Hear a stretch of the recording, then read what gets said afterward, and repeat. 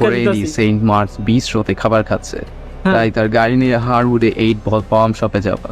হ্যাঁ হ্যাঁ 8 বমকে তো তুমি চেনোই। বম ফিট করার পর আবার পার্কিং এ গাড়িটা রেখে আসবা, তারপর শুধু দৃশ্য দেখবা। আরে বম ফিট করে দিতে বল, তাড়াতাড়ি করবা, সারা জীবন ধরে সে খাবে না। ট্যাক্সি লয়ে যাই, তাতে সন্দেহ করবো না, বুঝছো? ও টাইটানিক নাকি রে, এর মধ্যে তো যাইতে হবে একদিন।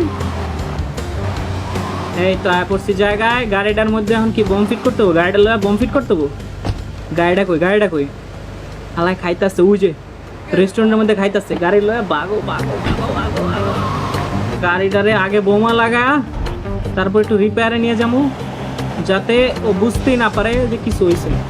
এই তো বোমা লাগাও, বোমা বোমা বোমা বোমা। এই তো সাবাস, এটার মধ্যে লাগাবো এখন বোমা।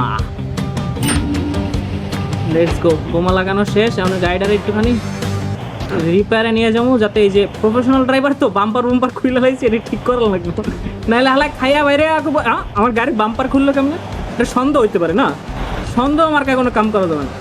বুঝল, এটার ভিতরে ঢুকাইলে গাড়ির বাম্পার বাম্পার সব ঠিক হয়ে যাবে। মেকানিকে ঢুকাই দিলাম।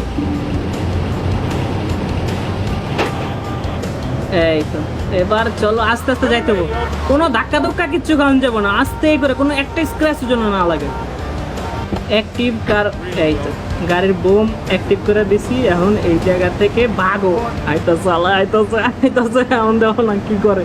এটাই হচ্ছে আপনার জীবনের শেষ খাওয়া। গাড়িতে ঢুকলো, স্টার্ট করো স্টার্ট করো।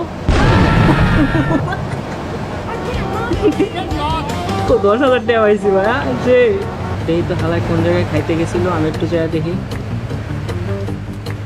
ভাই তো সেই ভিআইপি জায়গায় আইছিল। তো কেমন লাগতেছে আমাদের এই বাংলাদেশি জিটিএ 3?